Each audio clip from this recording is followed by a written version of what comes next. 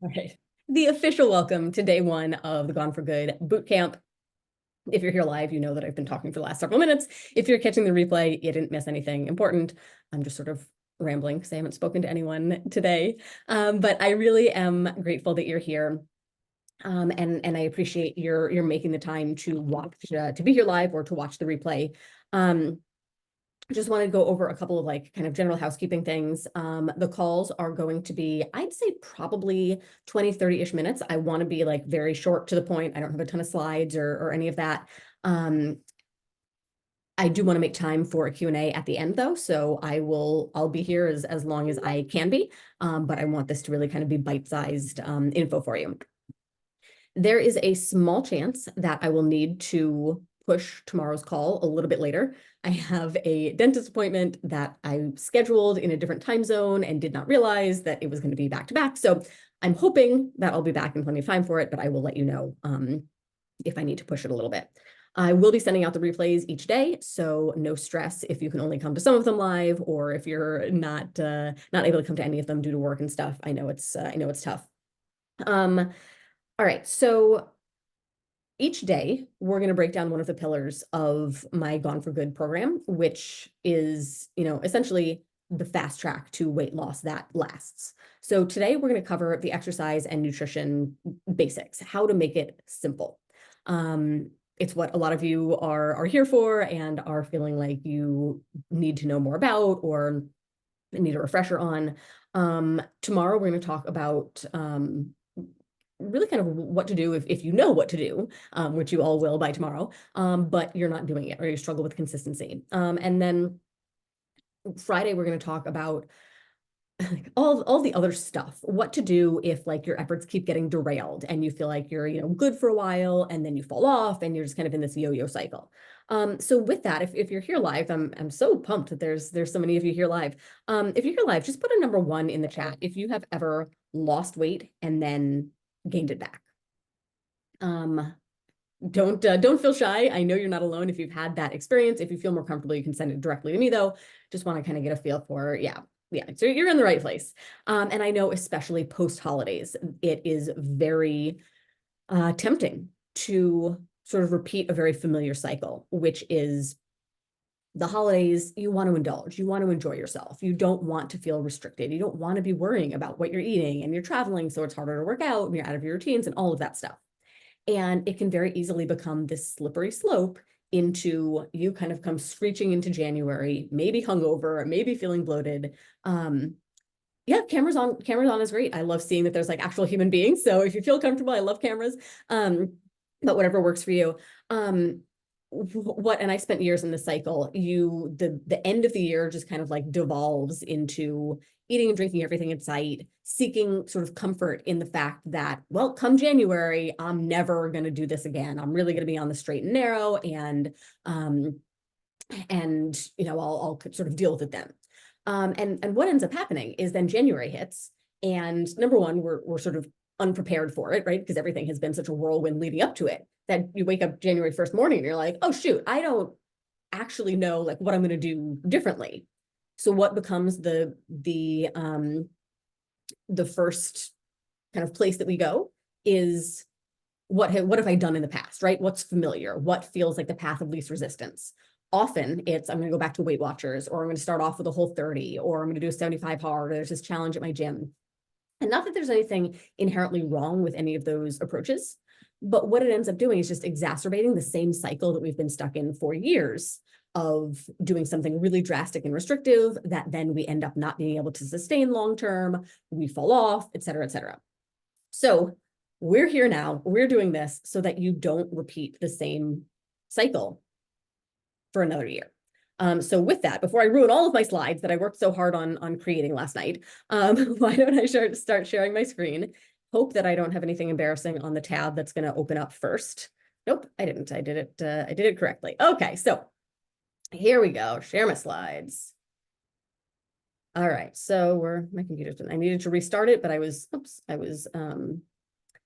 fearful that if I tried to restart right before this call started, that it would do, those hours-long systems updates and I would be late. So here we are. I already talked through that one. All right, so basically like, here's the problem is that most of the weight that people lose, women and men, we end up gaining back. So we don't want to continue repeating that cycle. We want to start the new year with success. And if that is going to be what you do this year, if you want to be among the minority of women who lose weight and keep it off long term, you have to be willing to do something differently than what everyone else is doing. Can someone just let me know in the chat? On my window, I have the little gallery of pictures. Oh, you know what? I can make that smaller. There we go. I wasn't sure if that was just my screen or if it was blocking your screen as well. In any case, what the masses are doing to lose weight does not work, right? Because if it worked, 90% of people wouldn't gain the weight back. So you need to be willing to do something differently. Put a yes in the chat if you are willing to take a different approach this year, so that you get off the hamster wheel of gaining and losing and gaining and losing, and you become the minority who everybody just looks at and thinks like, she's just figured it out. It must come easily to her because she's not in this yo-yo that I'm in. All right, so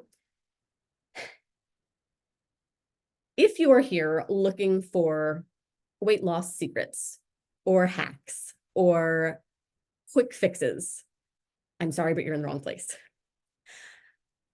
I am not here to sugarcoat for you. I don't want to mislead you that there is any, one superfood to add to your morning smoothie that's going to blast your belly fat. That is not how it works. And you should be hyper vigilant for the people in the companies who are suggesting otherwise. What this training and what this week will boil down to is that there are 3 components to weight loss that lasts, and what you have done in the past likely has not addressed all 3 of them. If it had, you probably wouldn't be here unless it's a refresher. I know I have some clients who are coming just to like, it can't hurt to hear the information again. But what generally ends up happening is you work with a nutritionist, or you get a meal plan, or you hire a personal trainer, or you do a gym challenge, or you and your work buddy pair up and your accountability partners. Or maybe you're working with a therapist or a life coach. You may have the pieces of all 3 of these components, but it's unlikely that you have utilized all of them to the best of your ability in an effort to reach your weight loss goals and develop the confidence that you're going to stay there. So each day this week, we're going to cover one of these components. So by the end of the week, if you stay on top of the trainings, you will have everything that you need in order to make your 2024 goals your reality. All right, so today we're talking about simplifying exercise and nutrition. One of the reasons that it is so hard to stay consistent over long periods of time is because we make stuff way too hard. We overwhelm ourselves, we pile things on our already full plates, and then we wonder why we can't hold on to them and stuff starts falling off. By the end of the next 15 minutes, it is going to feel much simpler and much less overwhelming to know exactly what to do for your exercise and for your nutrition to reach your weight loss or whatever health goals you have. So I want to introduce you to a concept. It will sound familiar once I get into it, about big rocks. So imagine that you have this jar on the left. You have an empty jar. You're trying to fill the jar as efficiently as possible. The way most people approach their weight loss is fill in that jar with a ton of sand and pebbles. And when I'm talking about sand and pebbles, when it comes to exercise and nutrition, I mean, you're stressing about what are the best exercises to burn fat? How many hours should I be fasting? What's the best protein shake? Where, how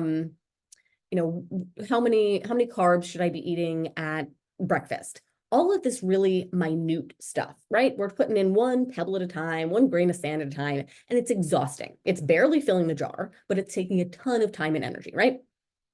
So the concept I'm introducing you to right now is the big rock concept. If you just take these big rocks here and you put those in the jar first, you're going to fill that jar up pretty quickly, pretty easily, without a ton of effort. And if you want, once the rocks are in there, you can still add in some pebbles and sand if you want. But odds are the jar's already pretty full. You feel pretty good about it. You may not want to. All right. So what do I mean when it comes to weight loss? If you focus on the big rock habits that I'm going to teach you in the next slides, you are going to get more bang for your buck. You're not going to feel stressed and overwhelmed.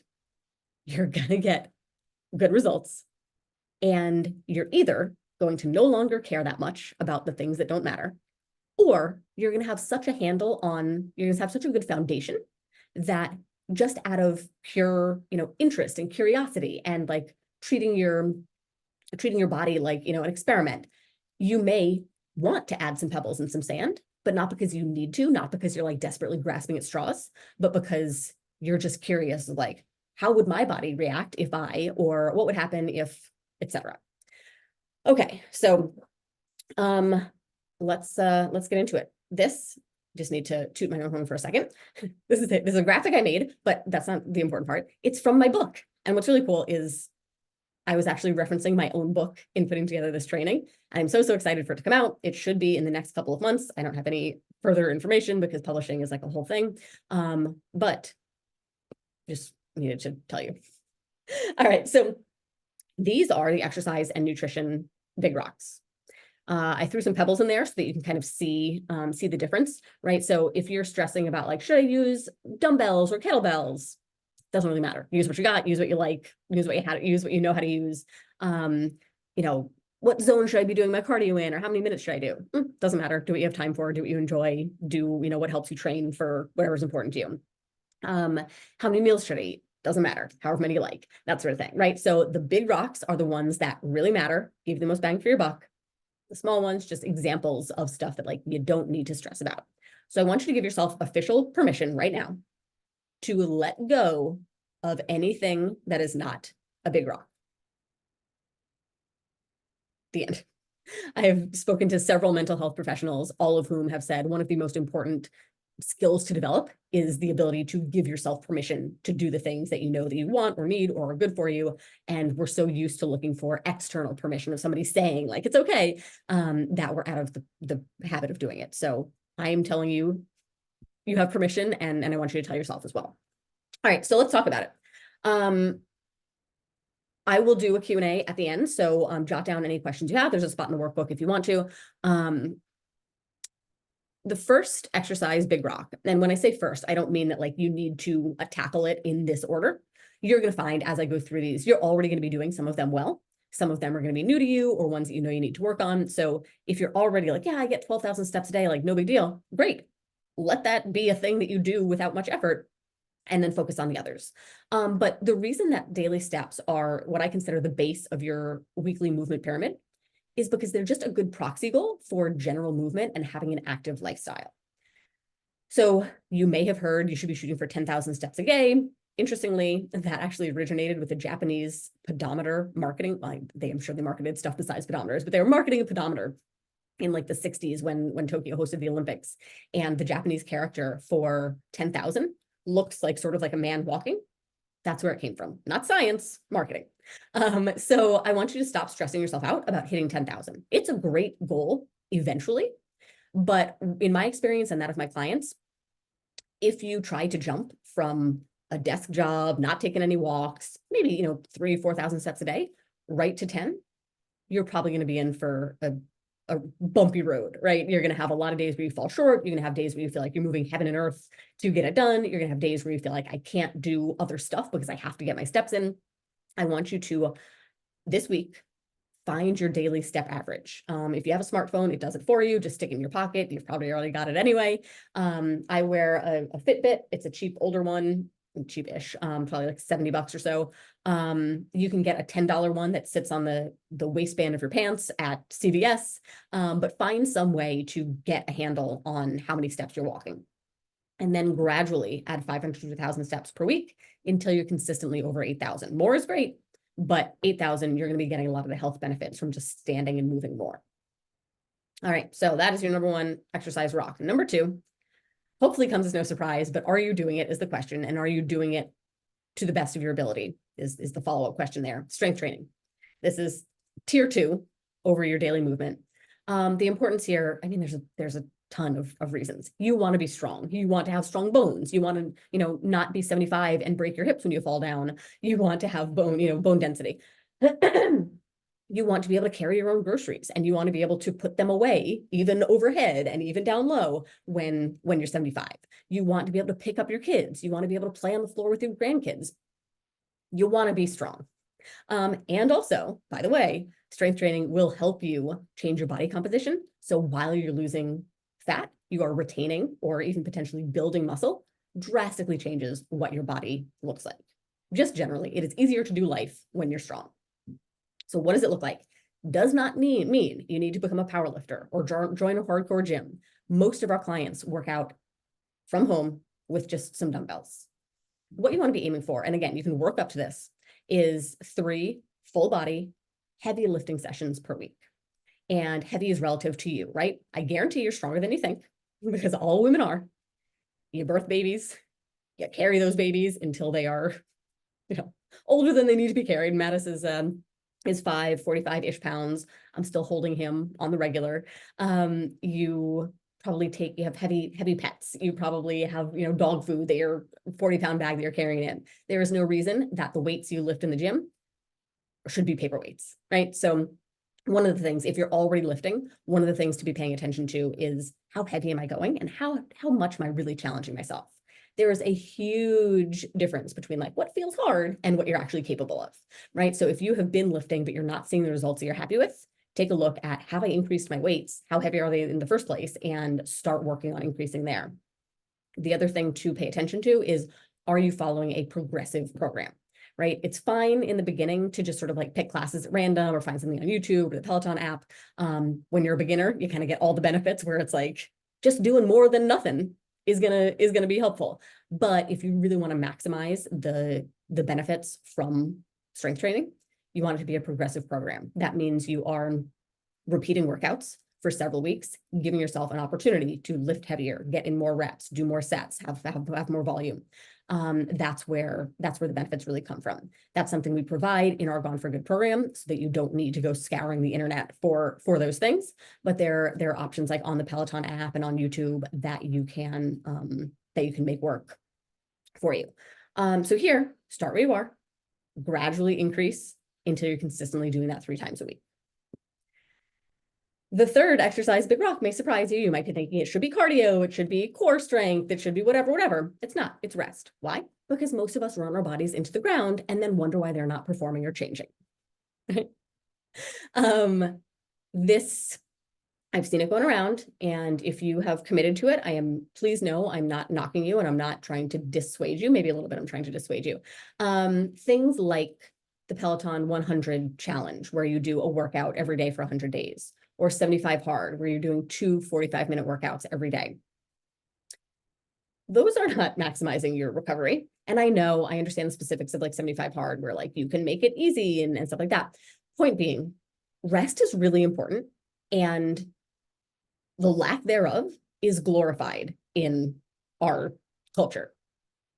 We are all very much, not all of us, but overall, the majority are, team no days off, burn the candle at both ends. I don't have time for sleep. I don't, that sort of thing. That is not how your body is going to function best. And when you start to build in rest and recovery to your week, you are going to be blown away by how much better your body feels and how much better the results that you get are. This is when you reap the benefits from the hard work you're putting in the gym. And this is how you avoid getting injured or feeling burnt out. If anybody's ever had the experience of doing a 75 hard or a 100-day streak or whatever, and then you don't touch that piece of equipment or you don't go into the gym for months afterwards because you're burnt out, that's why, right? Because you're not building in rest from the jump.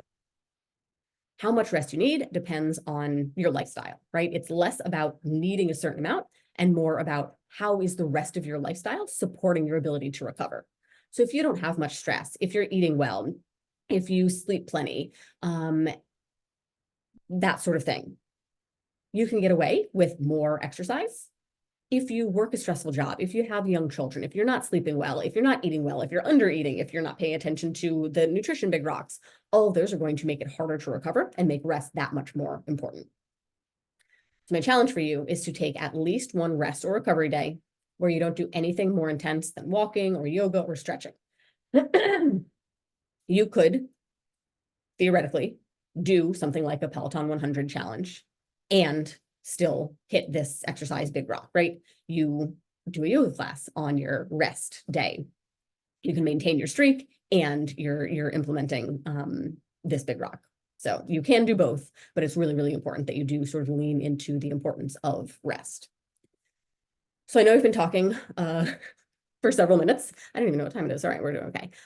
So I want to at this point open it up to any sort of general questions about this. I will do like a more specific Q&A where you can say like, oh, for me personally, but just any general questions about the exercise big rocks before I move on to nutrition. I don't want to throw too much at once at you. Alrighty. I'm going to take that as I'm doing a very thorough job explaining things, not that you guys are all asleep at the wheel and have stopped paying attention to me. All right, so moving on, nutrition big rocks. And I just want to kind of note that sorry, I lost my train of thought because I tried to refer to my notes, even though I don't need them, but I spent time creating them. So anyhow, I want to say like right off we might have one question. Hang on a second. What's considered heavy lifting? Great question. I'm so glad you asked that. I should have covered that. Okay. Obviously heavy is going to be relative. Someone who has been training for years is going to, heavy for them is going to be different for somebody who is brand new. Generally speaking, I recommend starting with 5, 10, and 15-pound weights because obviously the size and the strength of your muscles varies. So something like your shoulders, maybe working up to, to 10 pounds for a lateral raise is feasible. Whereas if you're doing squats or lunges or deadlifts, your legs are much bigger muscles. They could use, 15 pounds like per hand pretty easily. So what you want to sort of look at is ideally you're working in like an 8 to 12 rep range. So you're repeating a single exercise 8 to 12 times. You want to feel like you only had a couple of reps left in the tank with good form before you would have needed to stop, even if you hadn't completed the full set yet. So you want to feel like I'm able to do this with good form, but it's getting really hard and I'm going to need to stop pretty soon. This is where having a coach or a trainer can be helpful because it's hard. If you're not used to pushing yourself, it can be very hard to tell the difference, kind of toe that line between like, I'm pushing myself because I know I can, and I'm pushing myself into an injury, right? So obviously start off a little bit conservatively and see like how sore am I the next couple of days? Is anything feeling like tweaky or anything like that? But you don't want to be so fearful that you never start to challenge yourself, right? It's not just about the physical challenge. It's about building up the mental strength to know that you can do hard things, that you can push beyond what your brain is telling you you're capable of. And that benefits you well outside the gym as well. Great question. Okay, so nutrition is what is going to drive your results. Exercise is beneficial for dozens of reasons, and your activity level does play a role in your nutrition. But overall, if you are struggling to lose weight, nutrition is what you need to hone in on. Nobody wants to hear it. Sorry. Our first big rock is your total caloric intake. You need to be in a deficit in order to lose weight. This is the reason every single diet works. If you go keto, if you go carnivore, if you go low fat, if you go vegetarian, pescatarian, vegan, what other diets even are there? I don't know, just some examples.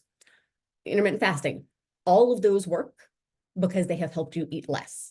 And the eating less part is why you lose weight. So the beauty of that is that nothing needs to be off limits in order for you to lose weight. You just need to be cognizant of how many calories do I need to maintain and how do I take in fewer than that in order to lose without being a ravenous, hangry monster. Low energy, like can't do anything, right? So what we want to do is aim for a modest deficit, just like 5 to 15%. I'm going to go through all these big rocks and then I'm going to give you I am going to give you a hack. I'm going to give you the cheat code to figure out exactly what your numbers are. So don't stress about that. If you have your workbook, you know that already. Okay, so big rock number 2 is your protein intake. You've probably heard about protein. Hopefully you know why it's important. But again, often it's not that we don't know these things. It's that we don't know how to prioritize like what actually matters and what doesn't. And we don't actually do them, right? So if you're thinking like, yeah, I know this already, like ask yourself, am I actually doing it? We're going to talk about that later in the week. But in any case, protein will help you build and retain muscle while you're losing fat. When we say we want to lose fat, what we mean is when we say we want to lose weight, what we mean is we want to lose fat.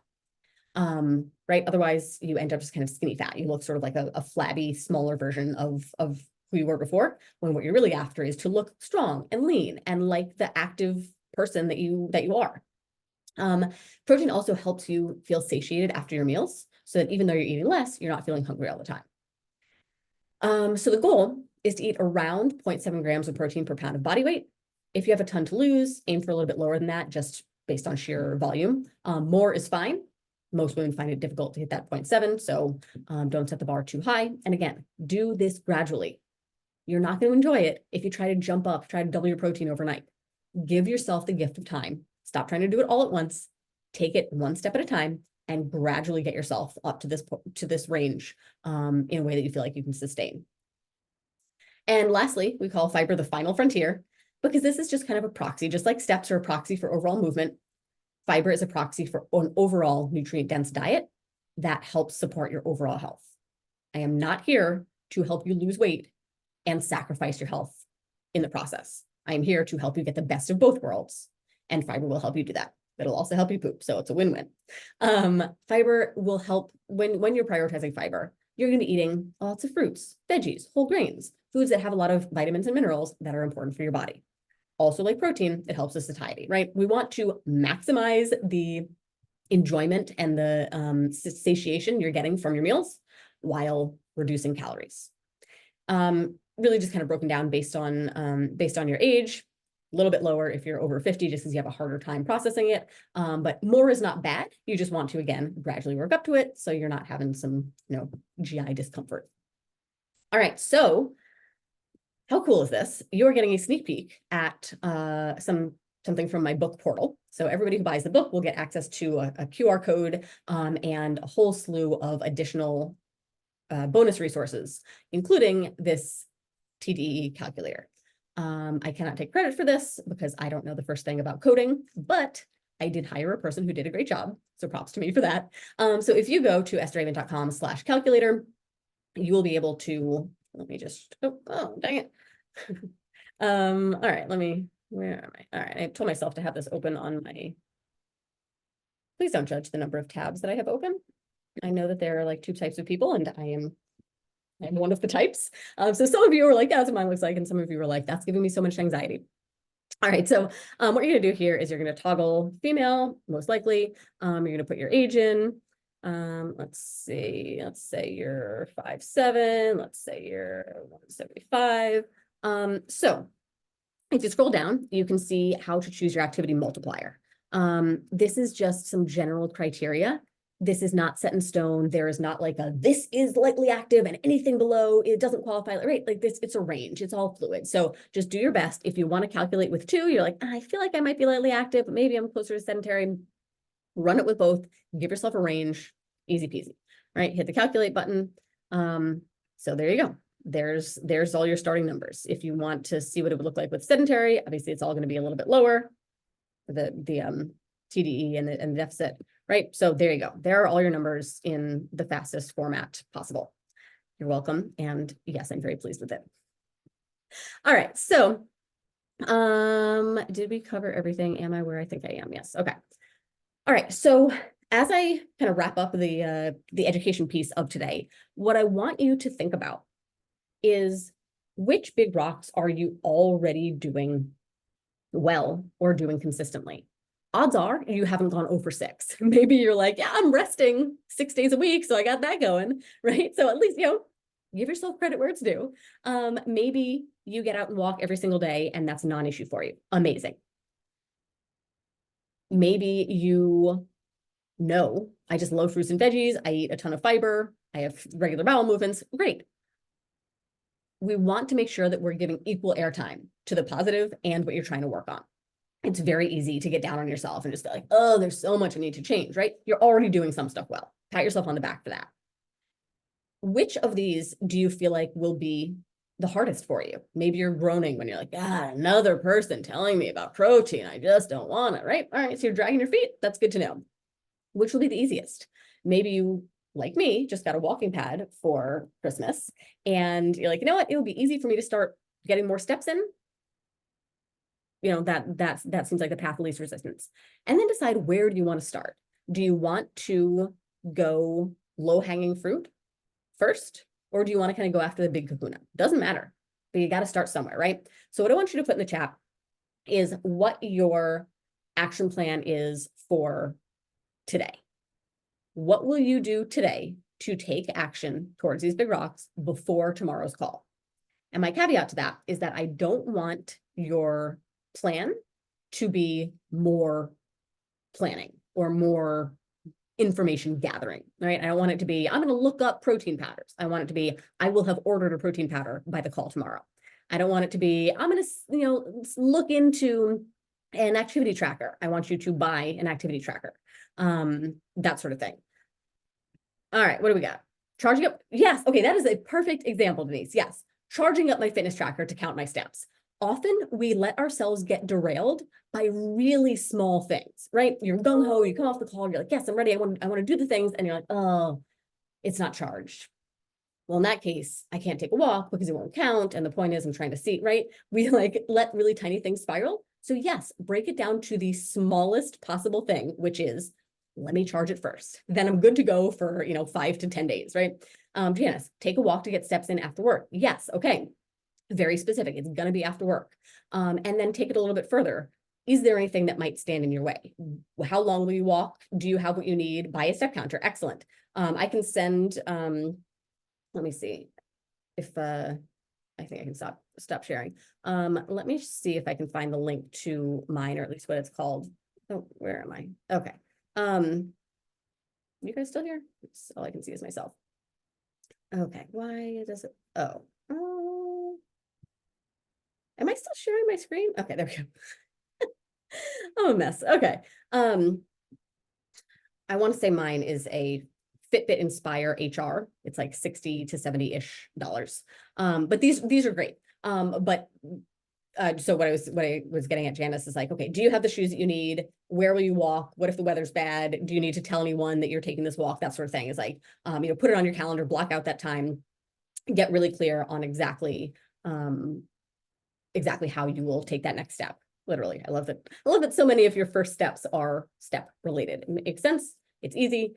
All right, so I touched on this a minute ago, that my Gone for Good program does a lot of this heavy lifting for you. If you're feeling like, yes, you've simplified it, now I know like these 6 things to focus on, but like that still feels like a lot, or I'm not sure like how to actually do it. How do I get more protein? Or what should my workouts look like? I don't want to spend time researching that. We do all of that heavy lifting for you. We provide a Peloton calendar. We provide strength workouts. We'll get a second set of eyes on your targets. We'll help you actually learn how to track your food, how to increase your protein and fiber.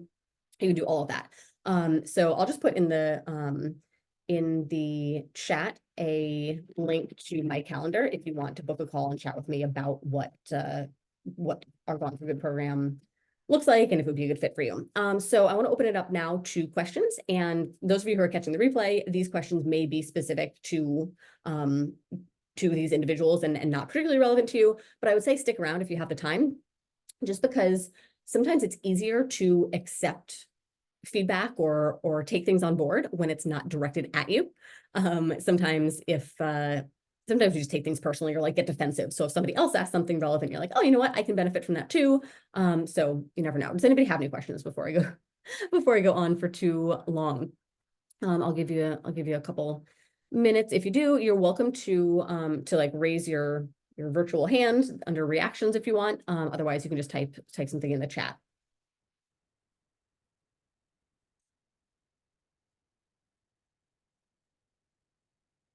All right, speak now or forever hold your peace. All right. Again, I will take that as a sign that this has been thorough and that you are feeling good about your next step.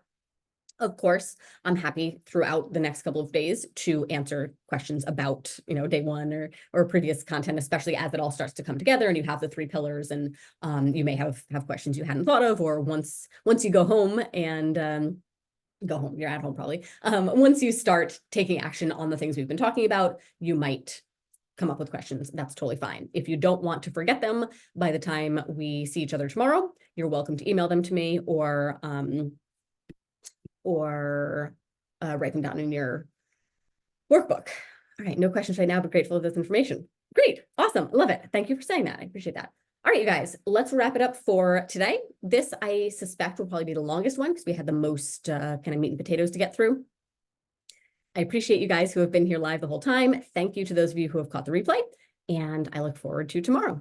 You guys have a great day.